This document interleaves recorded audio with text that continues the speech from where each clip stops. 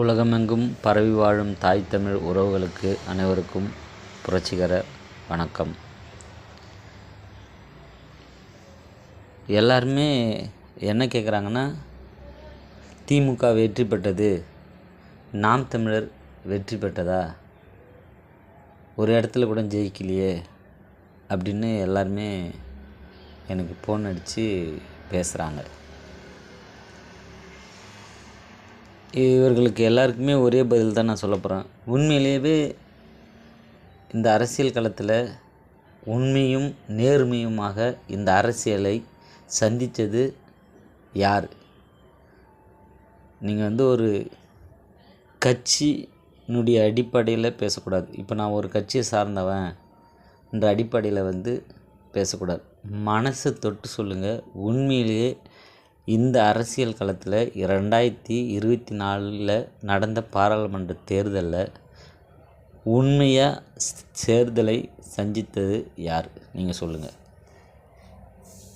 இதில் யார் வெற்றி பெற்றா என்றது நீங்களே சொல்லுங்கள்.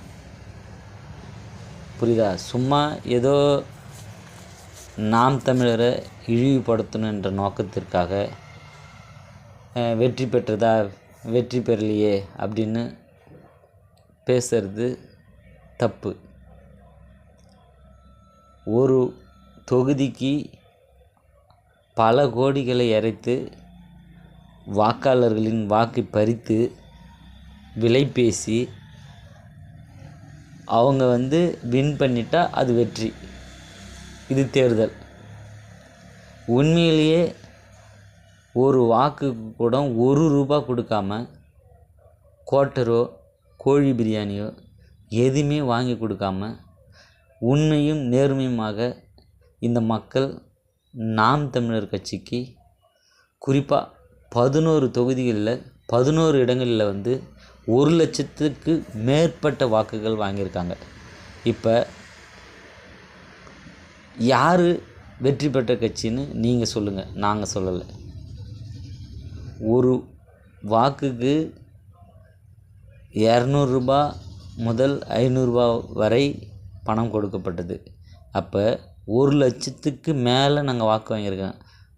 1,00,000 வைங்க. 1,00,000 வாக்குக்கு இன்ட்டு 200 போட்டுச்சுன்னா எவ்வளோ பணம் அவங்க இந்த தொகுதிக்கு செலவு பண்ணியிருக்காங்கன்றத உண்மையாலுமே யோசித்து பாருங்கள் யார் வின் பண்ணியிருக்காங்கன்றது. அடுத்தது, எந்த கட்சியுமே தனித்து நிற்கலை. இப்போ திராவிட கட்சிகளில் அதிமுகவாக இருக்கட்டும், திமுகவாக இருக்கட்டும், தேமுதிகவாக இருக்கட்டும், தேசிய கட்சியில் காங்கிரஸாக இருக்கட்டும், பாரதிய ஜனதாக இருக்கட்டும், யாருமே இவங்க தனித்து யாரும் நிற்கலை. இதில் தனித்து நின்னது யாருன்னா நாம் தமிழர் கட்சி மட்டும்தான். இப்போ நாம் தமிழர் கட்சி மட்டும்தான் எங்களுடைய வாக்கு வங்கி நாங்கள் இத்தனை சதவீதம் வாங்கியிருக்கேன், இவ்வளோ வாக்கு வங்கி இருக்குது இன்னும் நிரூபித்து காட்டியிருக்காங்க. அண்ணன் செந்தமிழன் சீமான் சொன்னது போல் தான் நாங்கள் எங்களுடைய வாக்கை நிரூபித்து காட்டியிருக்கோம். எங்களோட ஒரு வாக்கு அதிகமாக வாங்கினாலும் தனித்து நின்று இந்த பிஜேபி நாங்கள் கட்சியை கலைக்கிறேன்னு சொல்லியிருந்தார். உண்மையாக சொன்னால் அவங்க யாராவது தனித்து நின்று எங்களோட 1% வாக்கு வாங்கியிருந்தா கூட அவங்க வெற்றி பெற்றதாக நாங்கள் சொல்லியிருப்போம்.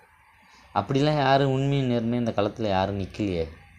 இதில் எப்படி நீங்கள் எங்களை போய் ஜெயிச்சிங்களா ஜெயிக்கலையான்னு கேட்குறீங்களே, உங்களுக்கு கொஞ்சம் கூட மனசாட்சியே இல்லையா?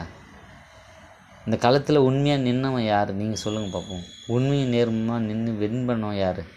சும்மா ஏதோ 1000 500 ஓட்டு காசு கொடுத்துட்றாங்க, இல்லை ஜாதி அடிப்படையில் ஓட்டை போட்டாங்கன்ற ஒரு மனப்பான்மையில் நாங்கள் தான் வின் பண்ணன்றதை பீத்திக்கக்கூடாது. இது தவறான ஒரு செயல். நன்றி. நாம் தமிழர்.